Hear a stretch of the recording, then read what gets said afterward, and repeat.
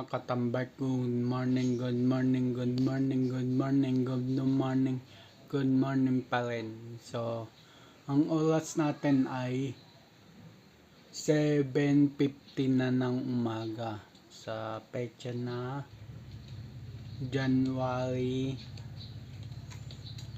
27, 2026. So, yun mga katambay. Nagtataka kayo kung bakit may hawak ako neto. Panali. Actually, pang manok to eh.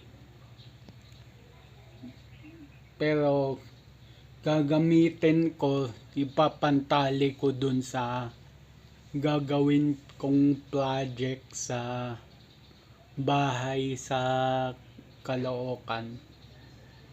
So, yun. At may pinapa-project yung mother ko sa akin doon. And then, ito, paalis na ako. Yung bahay, dadala lang ako ng hook. So, yun. Katambay, mga dalawang hook na dinala ko para sigurado ko. So, ngayon. At medyo masama pa rin loob ko. Pero, ang think doon is, ano ba to? Ang think doon is, nagpapatawad. So, yun. At, nakalimutan ko lang yung isang phone ko. So, babalikan ko pa yung isang phone.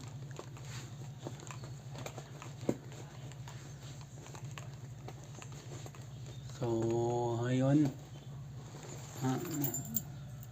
Nakalimutan ko yung isang phone ko. Naka-charge.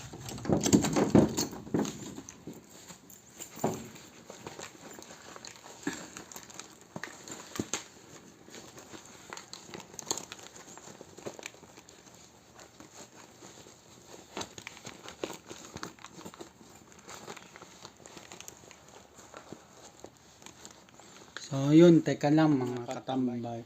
Tinahanap ko kasi yung isang susi doon sa isang bahay. I think bukas na yung mother ko. Gising na yun sa oras na 7:52. So, yun.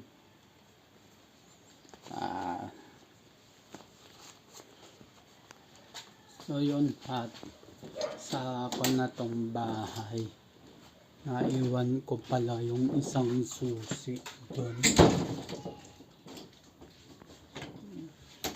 So, ayun. At aalis na ako. Yan si Queen gagamitin ko. Si Big Big andun sa loob.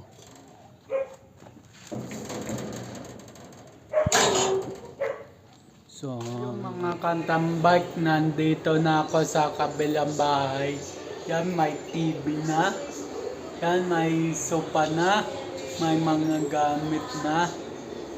And then, nagpapakulo lang ako ng tubig pang kape. Yan, extension muna. Yan. Kasi ito, isaksakan dito. Tsaka dito, hindi pa gumagana. So, ipapacheck ko pa yan. So, ayun. At may ginawa lang ako sa labas na nilagyan ko ng tali.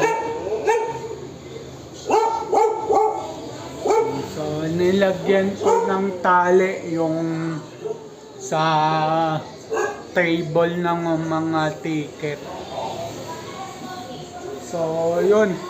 At mamaya na lang. So, yung mga katambay is kakarating ko lang ng bahay.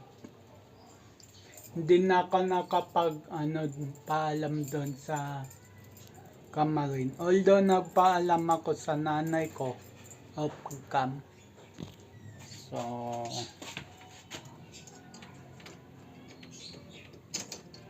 So yun.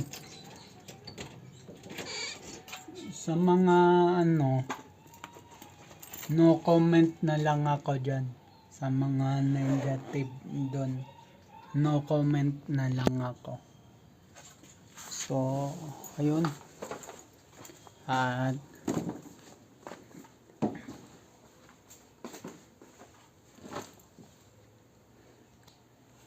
yun. So, nakauwi na ako dito sa bahay. So yun mga katambay, at dito na ako magpapaalam. Yan, ang pecha pala natin is January 27, 2026 sa oras na 3:05 na ng hapon. So yun, abang na lang sa next vlog, next upload. Just always keep safe, God bless, and then bye-bye. Matthew 21 verse 22, pray, believe, receive. At Luke 18 verse 1, always pray and never give up. Yung sa Luke 18 verse 1, always pray and never give up. Lagi kang magdasal at kahit anuman unos o pagsubok sa buhay, wag kang susuko, laban lang. So ayun at bye-bye.